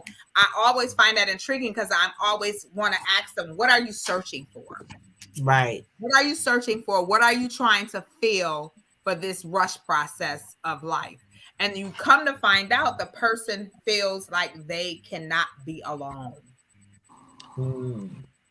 And that's See, they have a that's high really need of lonely affiliation. place. Right. And Yeah. you got to know the difference from being alone and being lonely. I always say a person Right. that is like a repeat offender for marriage and relationships, 9 out of 10, that's a loneliness in them that they don't want to experience. Okay. So what do you guys think about that? I agree. I'm an only child, so I'm good with it. Like I'm happy by myself. I'll sit on the couch a day or two all by myself and veg out, like, and just sit and be quiet and won't answer the phone, won't do anything, and just me and the TV and just chill. But you have to be comfortable enough with yourself and to learn yourself too, in order to have that type of alignment with yourself. And it's really hard for some people, and especially during this pandemic. I'm looking at the adults that I work with. I'm like, y'all have lost your rabbit minds. What in the world is wrong with y'all? Y'all need some medication, like for real. Like, and I feel like I'm in a time zone because I'm like, we teach middle school. We not in middle school. We are the adults. Ooh, that's good. Oh, Right. So it's Say that weird to me. again. If we get mad at each other, okay, I'm over it. Like, why is you still talking about it? Like, we not in middle school. They call my name over the loudspeaker. You, what is wrong with you? Right. Like, dude, like, I don't, like, they have lost all sense of adulthood and maturity during this pandemic. And it's like, who are you yelling at? I'm grown. Why? I'm not a kid. that Like, part. what are you doing? And a lot of times people don't, I'm learning that people don't know their behaviors until somebody call it out. I am learning that because people they know what they're doing. No, they some know. people get so accustomed to doing off track and negative stuff until you be like, you know what? You're not gonna talk to me like that. Yeah, I got in trouble. I had an encounter with somebody who was like, I don't got nothing to say. No, what I said was, and I was sitting there like, yo, I'm not even that aggressive with you right now. Like, I can get there, but you know what? We're gonna terminate this conversation because I feel like a Peter spirit is rising up in me, and I don't really want Peter to come up. So I'm just gonna terminate the conversation because I'm like 2.3 seconds from putting my sneakers on and getting in my truck. So you know what? I'm gonna stand down. I needed you 3 weeks ago because And that Peter spirit rolls. Yeah, and I was sometimes just you like, have to really sit Don't let it back. go past the throat. Don't let it go past the throat. well, you know what? As I had to go back to my elders in that building and apologize. And they were like, wow, we've never had anybody apologize to me like that ever. Like, you're a different type of person. And I'm like, yeah, because You all are my elders. Even though I'm the teacher and you may be the aide, you're still my elder. I respect you. I respect you. I love you. I respect you. And I had to go back and repair that harm that I had caused because I was out of character. So they were just like, oh my God, like, wow. And I'm looking at them like, y'all ain't never had this before. And then I had to think like, people have lost their sense of humanity, humility, and in respect for people, things, period, during this pandemic. And it has uncovered a nastiness. Yeah, I agree. And I really limit my time out in this world to 2 hours a day. Like I go to work and I come home, but Saturday and Sunday I'm out for 2 hours and that's it. I can't, I'm not about to deal with all of this. Wow. I'm not. And it's really sad that, you know, where's the accountability piece in all of this? Because what I'm asking for is not a huge, it's not unreasonable. Respect me and I respect you. You know, and it's just I was just in amazement, you know, even but that again, that goes along with poor communication. People will not admit that they have poor communication and leadership skills. Yeah. Because as an administrator, how are you allowing this to happen in your building? And you know about it, you've commented about it, so you have prior knowledge to what is going on, and you don't do restorative circles or meetings to restore what's going on. Say that. Something's not right. Something is out of order. Right. But again, that's, you know, it goes along with poor communication. It goes along with not being able to deal with diversity, not being able to deal with conflict, not being able to deal with past relationships. As y'all know, I always say your first relationship is with your parents. Absolutely. And when those relationships are broken down, it's hard for you to adapt to additional or other relationships because you have not solidified that first relationship. You know, if you don't, girls, if you don't have a good relationship with daddy, then you're looking for somebody to fulfill that daddy mode. If you don't have a good relationship with mommy, then you're resisting anything that could be of correction, anything that be of nurturing, because that relationship is not there. So that's why I say people they learn from their behavior and their atmosphere and their environment. But you have to teach people how to treat you. I'm going to teach you how to treat you. I'm going to teach you how to talk to me. And I'm going to teach you how to handle me. And in the teaching process, if you fail to adapt to that, then I need to move on, because what's going to happen is I'm not going to be in a remedial class about teaching. Yeah, that's not about to happen. Right. Absolutely. It is time to put in an emergency transfer. See you later. Yeah, I gotta go. But it's just weird coming into situations and or buildings like that, and the energy is off, and you're teaching students, and the students pick up on it, but nobody wants to call the elephant in the room out of what's going on. And then when you do, they're like, oh, you got to be careful when you say that. Like, right. No, I don't. And these kids are my babies. Right. And I used to be them sitting in that chair, in that desk. Mm-hmm. You know, so if you don't like me, you don't like them. We are synonymous. Right. And I'm gonna protect them. And guess what? I'm gonna call their parents, Jay Sean, Grandmama, Mama Robin, so. All right, Louis and Loris, so they need to do their homework, okay? Like, I'm not playing with you all. Like, you know what I'm saying? They don't understand. I think what's missing, and I'm gonna say this, a sense of community, of love, loving correction, alignment, and dismantling of narratives that's been placed upon us, and many of us have pushed that same narrative. Yeah. And perpetuated those ideologies on each other, which causes further harm Because if somebody looks like you and they're perpetuating this harm, like it messes you up. Yeah, I agree. It causes deeper trauma because you're looking at this person like you and I look alike. Why are you? And then I start feeling pity because now I'm like, you're lost. Right. You lost your way. Right. Somewhere, somehow, you're lost. Please stop talking to me.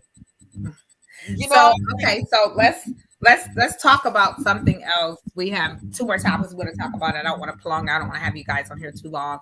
One of the topics we're going to talk about, and I'm gonna let life coach Peach address this. Why do we put time frames on dating and relationship? We talked about it a little earlier, but I just want to really get into the meat of that. Why do we put time frames on dating and relationship? Is it because sometimes we think we don't have time, or sometimes we think we're going to lose something? Why do we put time frame, like Coach Peach? Because we don't want to waste time. Period. I'm not going to date nobody for 6 and 7 months that ain't going nowhere at all. We did that as kids. I'm not going to date somebody and I know I want to be married and we taking up time and you don't. I'm not wasting time. That's my reasoning why I put certain time frames on it. And I mean, I personally believe that within 6 months, if you want to be with that person or not. Point blank, period. Sometimes it's even sooner than that. So I just don't want to waste time. So that's why I put time frame on it, because why you're not sure if you want to be with me or you want to move forward. There's somebody waiting for me. Come on, girl. So I don't want to waste time. What do you say, Pastor Hill? From Well, a male I've perspective. said this before, and it just holds true for me. I'm a very patient guy. So although I may know that, hey, I like this lady, I'm taking my time with her, because there may be some things that I really need to get together. Like, for instance, even when I'm talking to other men, it's a theme amongst us, and that is within our finances. A man knows that he has to be the provider, but to what level can he provide? So somebody might be making $70,000 a year. Another one of the brothers might only make it $25,000, and somebody may be somewhere in the middle. But that doesn't mean that each one of them bills aren't all maxed out.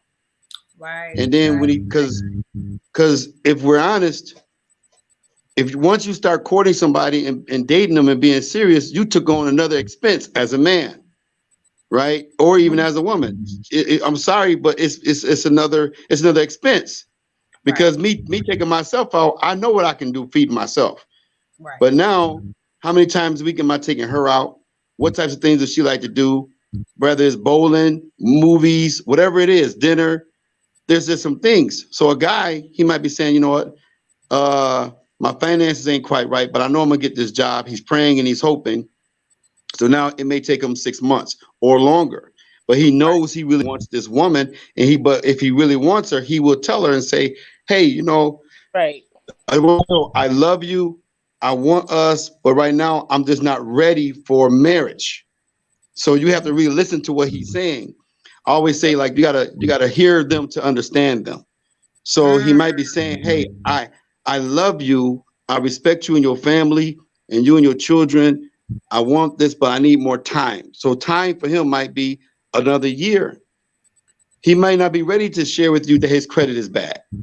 He may not be ready to share because he might think that if I share with her that I got a 480 score or 550 score, she might decide that she want to walk away because this other dude down the street got a 720. Get that credit score up, though. You might, Right, you so- might get help. Right.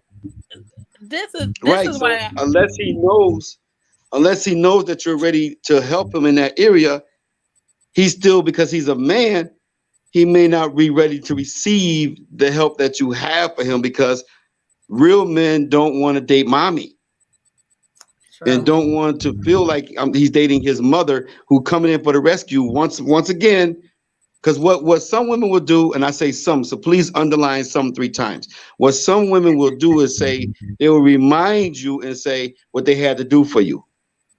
No, And that's and not a woman. and, mi- That's yes, that's not a woman. yeah, but that's why I said some, Yeah. right? But what can I just say But something real quick though? yes, go Because right ahead. here's the thing: love covers everything. And if you're loving on that person, and I'm not saying they got this mommy, I'm just saying in general, that's your helpmate, whether y'all getting married or not. Period. Even in the relationships, you have to be able to encourage him. Even okay, if say for an example that happens, he don't want to, baby, maybe we shouldn't get that because you gotta go, and you know what I'm saying. It's an encouragement, but if you don't communicate that, that's why I'm saying communication, because that's okay. But Right. if a man isn't communicating with the woman, there's no way we know that, we understand. So we just like, oh, he ain't really ready. But if you communicate that, Right. she's not Right. coming to stay today. She's gonna help. A woman is gonna help be your helpmate. She's not gonna Right. pay your bills and your credit. She's Now, gonna go. I agree. So, I agree yeah. to that. I agree to that. But there's some parts in that also needs to be paid attention to. Right. Remember, he's a man and he's a man's man. And sometimes what a woman has to do is she might have to just sow seeds. She might have to pay attention enough to say, hey, baby, do you need? I noticed that you haven't brought you some new sneakers in a month. I noticed that you slow with getting your hair cut. Like, she has to pay attention to him. And then understand and paying attention to him. That's why I talked about that intimacy earlier, right? She has to get to the point where she knows, so now she could be the help that he needs. And in the meantime, once he knows, okay, this woman loves me, how I am, et cetera, and he might go to the store, boom, pop, and bring the ring. Now, some guys, I'm giving y'all some good stuff here. So this some is good guys, stuff, 'cause some the real guys, woman will recognize we are very detailed. Am I yeah, right? but or some wrong, guys, baby? no, just hold on, watch this. Some guys knows how much he wants to spend on a ring to propose to that woman. Right. And if he's not there to be able to get to the point of buying that ring, he won't get engaged. And there are other guys who already have the ring at their houses. You'd be surprised how many men actually have the ring. Wow. But haven't presented it, right? And then there are guys, of course, we got the guys who ain't never getting married. They talk about it, but they ain't gonna never do it, right? We got those guys, but we excluding them for this conversation. So 6 months, yes, he may know. For me, I gotta date you through all 4 seasons. Come on, talk about that. All 4 seasons. Well, we can have all 4 seasons in 6 months in Buffalo. I'm just saying. Listen. Hey, Pinky, you might have 4 seasons in one day in Buffalo. Indeed. But no, we got a winter season, Right. I have to see us through our winter time, through the storms, right? I have to see us when it's raining. I gotta see us when it's sun shining. I gotta see us when it's spring and everything is fresh, because that's like the honeymoon stage, right? Everything's fresh. Oh, it's springtime, flowers coming up. Yeah, whatever. Then here comes the summertime. We on the beach, we hanging, we chilling, we traveling. But then here comes the rainstorms in our relationship. Are you going to change on me because now everything is flip-flopped? I told you I lost my job. I told you that I got laid off. I told you that my baby mama acting crazy. I told you that I might have to go back to jail for another year. Like whatever his situation is. Right. So that's why, and then you flipping it, because now it's like, this is just for me. I got to see how you talk about your mother. I got to see how you talk about your father. I got to see how you talk about your baby daddy. Because I'm the person where I don't believe in stepchildren. If you come with me and I come with you, it's our children. Who cares about step what? Wow. But this man needs to be included still with his children. Now, if y'all got a beef, y'all need to get that fixed, or I'm stepping up. I'm not saying the guy who's like abusive and detrimental to the safety of I'm not talking about that guy. I'm talking about guys who got some brains. Well, you know what? It's funny you said that, because I knew that my sons loved me and their dad, but they needed their father. They I got you. needed Yeah. them. So when I allowed them, we split custody, but they lived with their dad and they needed their dad. Their father didn't have the emotional intelligence to understand my emotional intelligence as a mother and understood the love that I had for our children and him being their father. Right. Shared. And that's huge. And that's huge for me because I seen it with my parents. Even though they were divorced, they still maintained that loving relationship. They weren't disrespectful to one another. And I thought in my head, I wrote the narrative, me and Big Kenny could be the same way. But I quickly learned that that's not the case, and not all divorces end with the individuals being best friends. And I thought, like, I'm shocked because I'm like, I was sleeping with the enemy. Like, what is going on? Like, you know what I'm saying? And it was just like, but to this day, he doesn't see that it was a blessing that he had someone who had that great emotional intelligence and understood that that's important. was really needed in their life and to be with That's them. important. And that he needed to reconnect emotionally with his children. Right. Yep. And sometimes we as women we don't understand. Right. And sometimes as women we don't always understand. No, you're fine. Sometimes as women we don't always understand or want to understand or grasp the concept that it takes men to raise boys into men. Okay. So they need their father. Good, bad, ugly, and indifferent. They need that. Okay. And they need to see us be women of class, women of stature, women that are nurturers. They need to see that. So there's a part of us they need to see, but there's a whole totality of their father they need to see. Okay. Because real, raw, and uncut. Yes. Right. And the key thing is, I say this all the time to people that are in relationships or whatever. You can't sit here and say, he's a bad guy and I don't want them to pick up any bad habits. Well, he wasn't bad before you decided you was going to go. He wasn't bad when y'all was laying down. Right. He wasn't bad then. So I want you to have that same scope when you're looking at him helping you rear your children. So I'm very careful with that. One thing I said when I was separating from my ex was our relationship has nothing to do with the kids' relationship. Okay. Yep. What our downfalls were is not their downfalls. I'm not going to put on them what our relationship didn't work, not theirs. Okay. Right. So you develop your own concept of your father and you develop your own concept of me. But at the end of the day, we loved each other and we created y'all in love. Okay. And that's what you need to know. Because we that's right. Don't run parental interference. That's right. Right. And you got to stop that and because I think a lot of times we deflect bad ties on our children about the opposite parent. And it's not good. I always cringe when I hear people say, well, he just wasn't good. And I'm like, he wasn't good for you. That ain't got nothing to do with the kid. Right, exactly. Let's eliminate that type of a conversation. And then I'm very careful with saying bad men, good men. I think that people make bad choices and some people make good choices. But I think it's unfair to just put somebody in a category and say, oh, he a bad man because you had a bad incident with him or a bad encounter. That doesn't make him automatically bad. So I think sometimes we have to look at things and look at it in a different scope and not expect, something unrealistic to happen. And then you have to understand too that there's also bitter men or scorned men as well as bitter women and scorned women. Both parties can be scorned, and that scornness is not exclusive to one of the other. Right. And I learned that the hard way, and that was the weirdest part to me because I was like, dude, why are you bitter?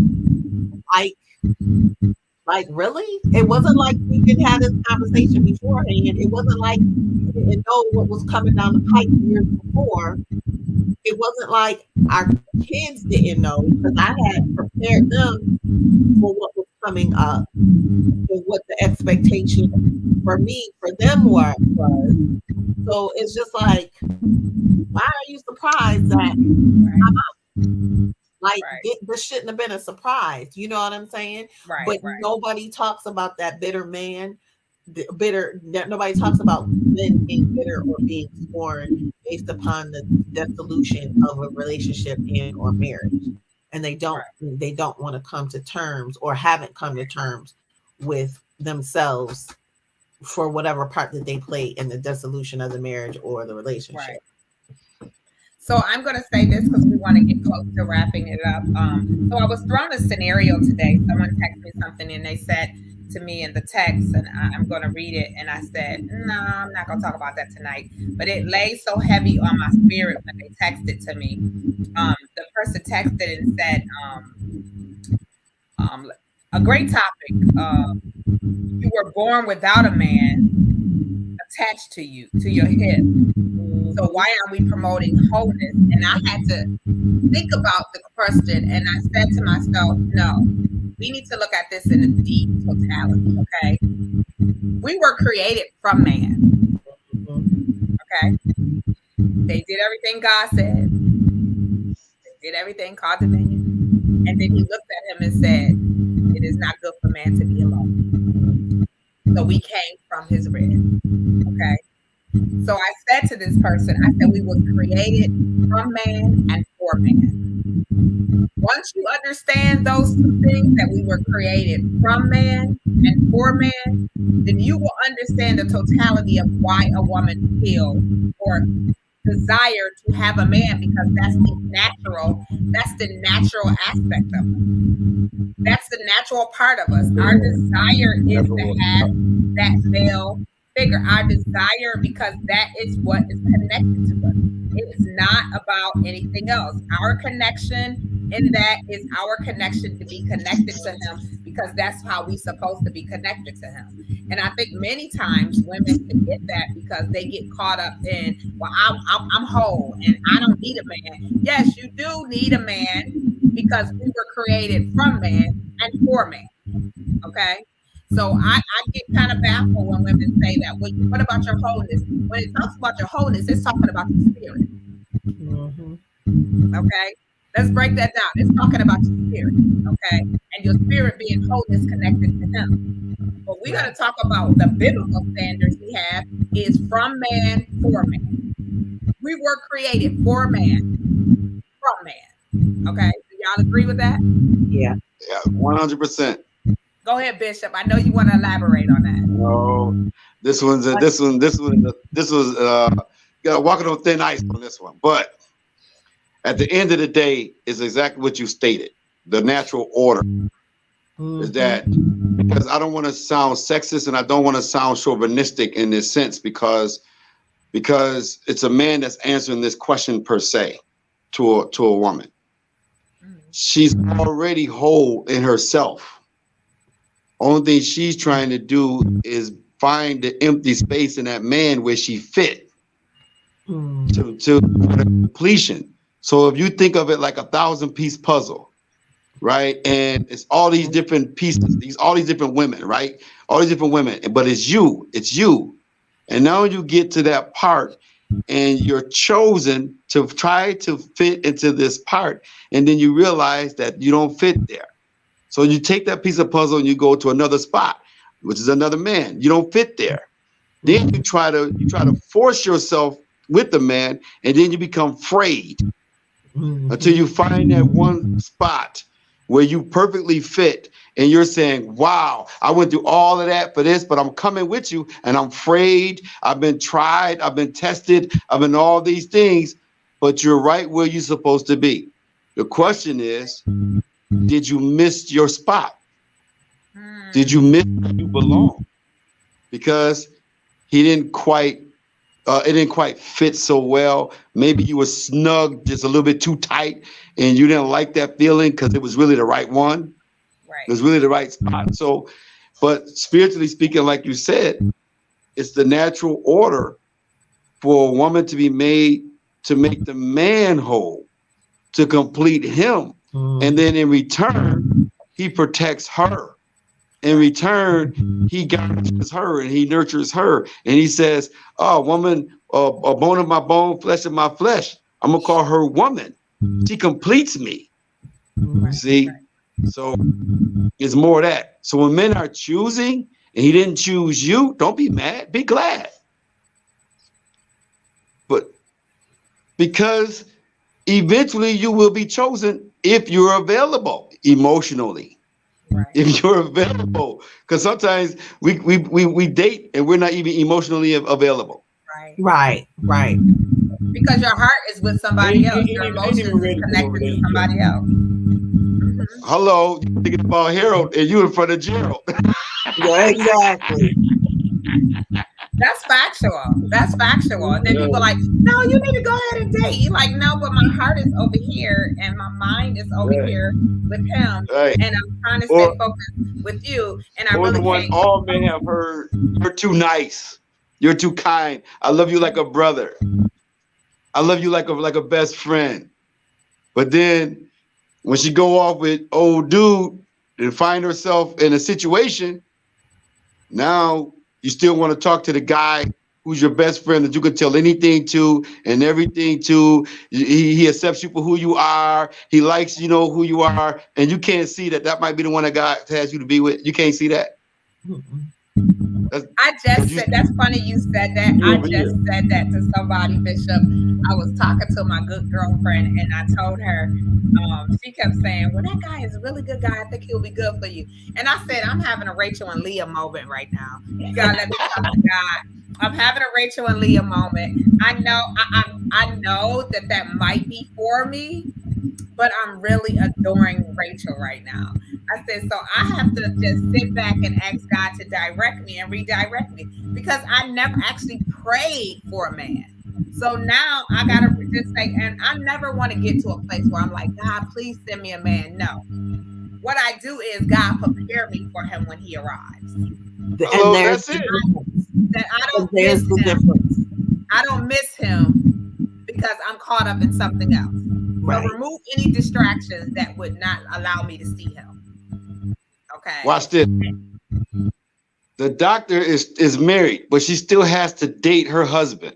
She still has to sow and pour into him. She still has to help him. She still has to heal him when he's hurting, when he don't even know he's hurting. She got to tell him that he's hurting. Listen, Right? I gotta fight. I gotta fight. Can I rub this icy hot on you? I know you hurting.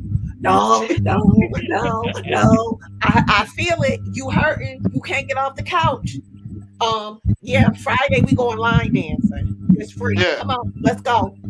We got Let's go. $20 for some chicken wings. Let's go. That's Come right. on. We going. We going. Yes. Because he'll sit in the Yes. house. He'll be like, I'm fine. I'm not going out. Come on. Let's go. And you have to bless him when he's hurting emotionally, and you got to say, "Hey, I'm okay." He be like, "Yeah, I'm all right," and doggone well he's lying that he ain't all right. And guess Right. what? And that's the area I need to work on. And I know that. And I know, and after I'll be like, and then it hit me like, you missed your window of opportunity. Right. And then I have to go back and say, you know what? I'm sorry. I missed that window of opportunity. I didn't see it that you needed me emotionally. I apologize. I missed the mark. I missed See, the sign. that's wisdom. That's maturity. I missed the That's sign. wisdom. I'm sorry. I like that. And That's I have heavy, to have those conversations, but he's not accustomed to those conversations.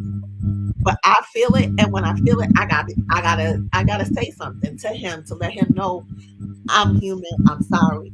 I messed up. I missed that emotional component. And you Right. needed me. But that's really huge because in many aspects, people do not take ownership and accountability for seeing something within themselves. Sometimes we're so quick at pointing a finger and looking at someone else's inadequacies that we don't recognize that we have our own inadequacies that's like yelling at the person. So that's huge. And that's a part of that healing process and that identifying with oneself and knowing yourself and being able to say, hey, I really messed up right here. I didn't think this out. But I you spoke too prematurely. I was running in my emotions. I wasn't open-minded. I was not, because I'm very careful about repeating I'm sorry again. You have to be intentional and with the why, the reasoning behind the sorry. You definitely have to be intentional with it. And you also have to be mindful and careful of others coming in saying things about your relationship or your marriage, saying, oh, well, I don't really see you and him together long and this, that, and the other, and blah, blah, blah. But you can't determine when our win is. It's him that determines that. Man cannot determine that. And they're like, oh, you a doctor, he worked for GM, okay, I like to learn. Right. Hello? I that's just me. And I said that up front before we even got, listen, I need to go get my master's, I need to ride the brakes off this, I need to get my doctorate, I'm gonna do these my goals, blah, blah, blah, blah. But please understand, I'm like, Bill, bro, where you at? I need you. I need you. I work in the plant. You learning every day in the plant, so I don't know. Right, but I need you to get that certification. I need you to move on. You're smart. I need you to get this. Why ain't they doing this? He'll text me during the day, and I'm texting him back. Well, why don't you think about this? Well, why don't you say this? You know what I'm saying? And it's just like you have to pour into each other and make sure that you're like, okay, where you at? I need you right here. Right. I need you right here. I need you. Like, you have to be careful of others too saying stuff about your relationship and your marriage. Right. You have to. And being open-minded to being vulnerable with your mate, being vulnerable with the person that you're dating. Because I said a while ago, if you can't be vulnerable with this person, why do you think you're going to marry that person? I can't be vulnerable with you, but I want to live out life with you. Nope. Yeah, it just don't add up. It just don't add up. It's never going to work, because that person will see your representative, and eventually it's going to come out. The real you gonna come out. Peter came out. Okay. Right. Peter came out. You have to understand, certain men are not accustomed to that vulnerability piece. And I know my husband wasn't, and I had to word it in the right way. Like, I would text him, I need a good cry. I need you. I need to just lay on your chest. I need you to cry. So that gives them time enough to prepare for my vulnerability that's coming to him when I walk through the door. Because you already know what you need. Yeah, because I have to give him time to prepare. I can't just be like, ah. I have to give him time to prepare. Right. And that's what I've learned before, because if I don't give him time enough to prepare and I come in histrionically, he's just like, whoa, what are you crying for? Get off me. Like, what's going on? Much. Too much. Right. It's too much. It's too much. And I had to learn that. Like, okay, dude, I can't be writing in this journal all the time, crying, tears soaking the pages and stuff. Like, this ain't working. Like, I need you. I need a warm body, you know, and I have to learn that. I had to learn that and learn that about him. So it's not only about learning you, it's also about learning your mate and your spouse too as well. And in my because that connects you to the oneness. So I want to start wrapping this up. I do thank you guys for coming on here tonight. I thank you for your insight, for your wisdom, for your experience, and for giving this information in this panel to people who are dating. Dating is not hopeless. Dating is not, you don't sacrifice yourself. Don't be a sacrificial limb just to say you're connected or you're with someone. You have to make sure that you are connected to oneself, and make sure that you are connected. If you believe in Jesus Christ, make sure you're communicating with him. But if I could give any piece of advice tonight, in my closing remarks, is do not pray for the man. Pray that you're ready for the man. Okay? Amen. Do not pray for the man. Pray that you are ready for when he comes. Alter that Sierra prayer. You start praying for a man, then you start attaching a name to the prayer. and Yeah. that may not be the person that God has for you. So you pray that you be prepared mentally, spiritually, physically, emotionally for him when he arrives. And also know what you desire. If you desire to get married, if you desire to have a long relationship, know what you desire. I never forget on Sunday after my ordination, another pastor saw me out and said, "All right, now it's time for you to get a husband." And I looked at him like, "What?" I said, "Yeah, bro, let me help you out, bro. Let me help you out, Pastor. That's not on my to-do list. Okay, that's Right. not on my to-do list. I just want to be a student, okay, right now, and I just want to hear the voice of God. So if God has someone for me, he will place them in my life. But now that I'm walking in this, I'm not gonna sit here and be like, okay, now I'm ready to be a wife. And then I had to explain to him, I was a wife for 28 years. So it's not like I'm unfamiliar with it. I'm just not going to repeat the same cycle. So how do you break Come on those here. cycles? Breaking those cycles is not being pressured by somebody else. Do not allow people to pressure you or put you in a situation that is not ordained for you. Walk away, pray, and be ready. Okay. Amen. Anybody else have any closing? Nope, that's it. That's it. That's it. I That's think you it. said it all. I think Okay. you said it all. That's I want to it. say thank you for having me on. I got to have you on my show as well, both of you. Oh, thank you. I'm in a new season of my life, and the new chapter in my life is being written every day that I wake up. And so God is showing me right now, and as I prepare for my future, wherever that leads me. And so I want to say thank you again. Thank you for allowing me to share whatever little wisdom God has given me, which are your support groups. And that's it. Thank you so much. Thank That's you. all I have. Thank you. All right. Thank you, guys. I appreciate you all of the comments and everything. Of course, I'll go back and reply to the comments if we missed them during our live. But again, we appreciate you. We are on Thursdays at 7. We usually do 7 to 8:30.